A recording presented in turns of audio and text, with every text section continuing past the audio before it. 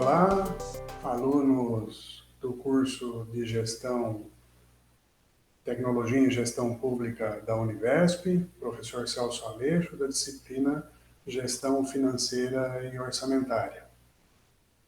Estamos agora no assunto do nosso segundo encontro, onde nós vamos tratar das fontes de financiamento do setor público. Vamos lá. Quais são as maneiras que o ente governamental se utiliza para obter recursos? São, se você considerar a esfera federal, nós temos três possibilidades. A primeira delas, a fonte de natureza tributária, que é a principal fonte de arrecadação, a emissão de moeda e o endividamento público. Então, essas são as três maneiras de um ente governamental gerir ou tomar recursos para gerir as suas atividades.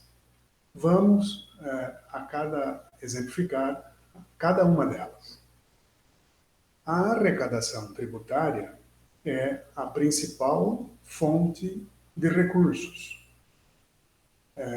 que são originadas pelo que nós chamamos de tributos. Vamos saber quais são essas espécies e essas classificações de tributos. E ele o faz por meio da execução, por meio das estratégias, por meio da gestão das políticas fiscais. Eu trouxe para vocês aqui uma frase do Oliver Wendell Holmes, que está no livro do professor Jean Biagi, que é um dos nossos especialistas em finanças públicas, e que o Oliver, ele disse: os impostos são o preço a pagar por uma sociedade civilizada, por incrível que pareça. Os economistas, alguns deles, descreveram um sistema tributário ideal. Se nós, como contribuintes, pudéssemos aceitar essas ideias, devemos aceitá-las. Eu não estou usando aqui nenhuma ironia, mas do meu ponto de vista e da forma como as coisas acontecem na esfera de alocação e distribuição de recursos para atender às necessidades humanas, um sistema tributário ideal, ele deveria ser equânime, progressivo, neutro e simples. Um sistema tributário equânime, ele permitiria uma distribuição do ônus equitativa na sociedade. O progressivo, ele deveria tributar mais quem tem renda mais alta. Um sistema tributário neutro, ele não poderia provocar possíveis impactos negativos na alocação dos recursos. E deveria ser simples, de fácil entendimento e de fácil prestação de contas para o governo central. Evidentemente, pessoal, o nosso sistema tributário e talvez todos os sistemas tributários existentes não abarquem todas essas características de um sistema tributário ideal. Mas aqui nós temos que nos referir ao que seria um sistema tributário ideal e que teria que ter essas quatro características. Muito bem. Vejam só. Por outro lado, um governo, um ente governamental, e que se faz e que se utiliza predominantemente de recursos tributários, ele não pode cometer excessos em relação à arrecadação. Ele não pode cometer excessos no que eu chamo de custos excessivos em relação à arrecadação. Por quê?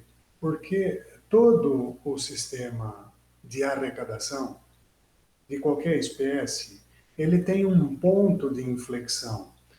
Por exemplo, certamente você não trabalharia para submeter a sua carga tributária ao total da sua arrecadação. Isso seria absolutamente impraticável.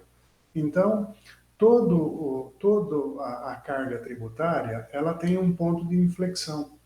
E esta relação foi chamada de curva de Laffer, onde ele expressa, né, a relação entre aumentos de alíquotas com diminuição de receitas. Ou seja, eu vou chegar num ponto em que a carga tributária será tão excessiva, que a partir dali não consigo mais proporcionar aumento de arrecadação por meio do aumento da produção. Essa é a ideia da curva de Laffer. A tributação, ela pode se dar de maneira direta ou indireta. Os tributos podem incidir sobre o indivíduo, os tributos podem incidir sobre as atividades e, historicamente, as bases de incidência dos tributos são a renda, o patrimônio e o consumo. Os impostos, as taxas e as contribuições em geral, os tributos, são submetidos às diversas classificações. Então, nós temos, primeiramente, em relação à espécie. Em relação à espécie, os tributos eles podem ser classificados como impostos, taxas, contribuição de melhoria, contribuição de iluminação pública, empréstimos compulsórios e as contribuições especiais. De tudo que eu falei aqui, se você imaginar qualquer espécie de tributo que incida sobre a sua renda, o seu patrimônio e sobre o consumo, eles estão classificados nessas espécies. Nós não vamos detalhar aqui especificamente cada um deles, porque nós consumiríamos muito tempo com essas classificações. Então, quanto à espécie, eles são classificados dessa forma.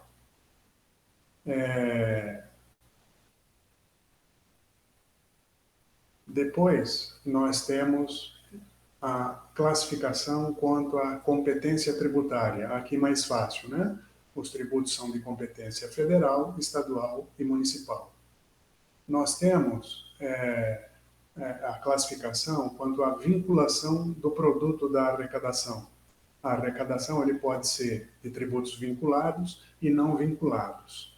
Quanto à função, eles podem ser de origem fiscal e de origem extrafiscal, e também podem ser de origem parafiscal. Quanto à repercussão do encargo, eles são diretos e indiretos. E quanto à objetividade e subjetividade da incidência, eles são reais, aqueles que a sua materialidade atingem os objetos, ICMS, IPT, IPTU, IPVA, e eles são os pessoais, por exemplo, o imposto de renda. Muito bom.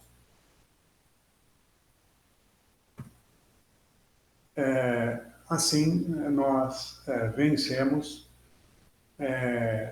ou falamos brevemente, eu diria, a respeito da origem da fonte tributária. Agora nós entramos na esfera que eu diria de política monetária, mais de política econômica.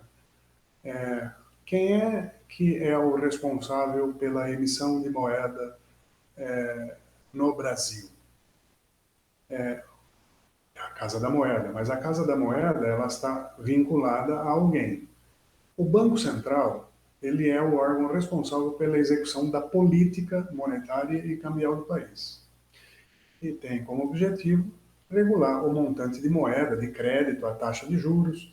Falamos lá na aula passada, não é isso? as funções alocativas, distributivas e de regulamentação. Portanto, atingindo crédito, atingindo moeda, atingindo taxa de juros, atingindo câmbio. E o Banco Central também é o responsável pela regulação do nível de atividade econômica e do equilíbrio do balanço de pagamentos no nosso país. A moeda é um instrumento ou objeto aceito pela coletividade para intermediar as transações, né? A ideia da moeda, lá no passado, lá há alguns anos, eu diria que uns bons anos atrás, nós não tínhamos o Instituto da Moeda. E as coisas eram feitas, eram transacionadas no que se chamava no modelo de escambo. Então, as coisas eram trocadas, não existia moeda. Com o passar do tempo, a moeda virou esse instrumento, virou esse instrumento e que, se aceitado, ele realmente melhora o fluxo das relações de troca. Justamente, falando em função de troca, a moeda ela tem como função, ela é um instrumento de troca, é um denominador monetário e ela tem reserva de valor. Aqui atenção para a ideia de reserva de valor, porque, evidentemente, que a moeda submetida a um regime de inflação, alta, em regimes altamente inflacionários, ela pode, evidentemente, perder uma função ou perder parte dessa função de reserva de valor. Muito bom. Eu tenho moeda metálica, papel moeda e moeda escritural. O Banco Central regula a oferta monetária, que é o chamado meios de pagamento.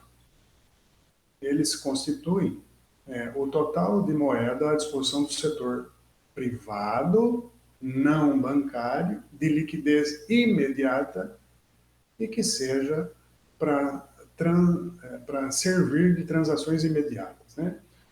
Os meios de pagamento, eles correspondem à moeda em poder do público e os depósitos à vista dos bancos comerciais. Atenção!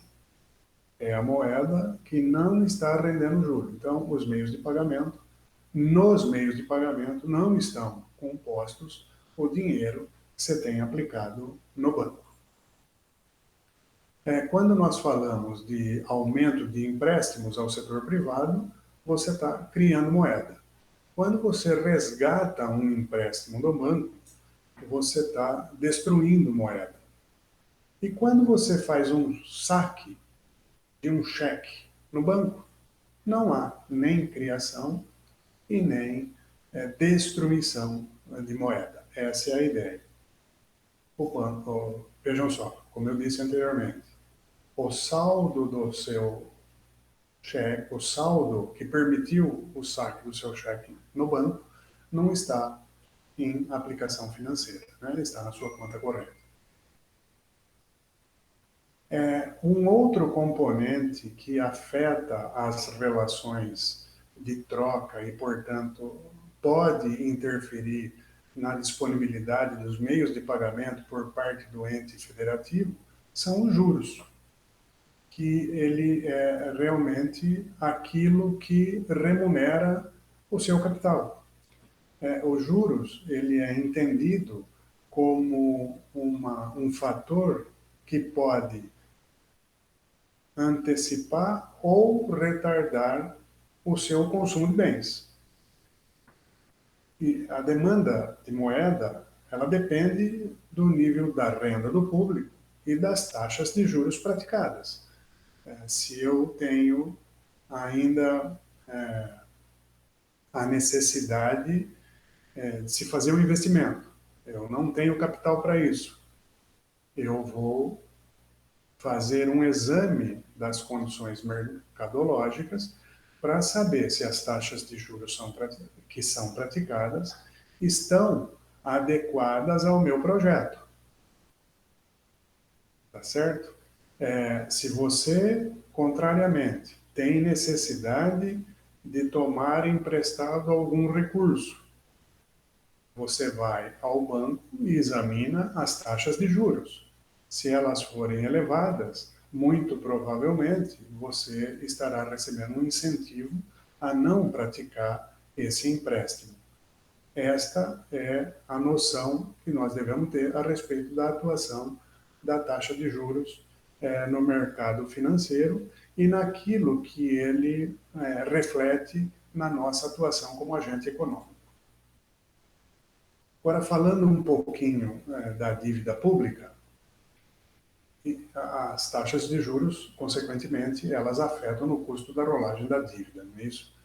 E, portanto, o governo terá que obter mais recursos, ou seja, ele terá que colocar mais títulos à venda do público para que essa condição de dívida pública seja, ou melhor dizendo, o problema da dívida, do aumento ou da redução, passa necessariamente pelas altas ou baixas taxas de juros. Quando eu tenho uma alta taxa de juros, eu vou provocar um reflexo significativo no serviço da dívida.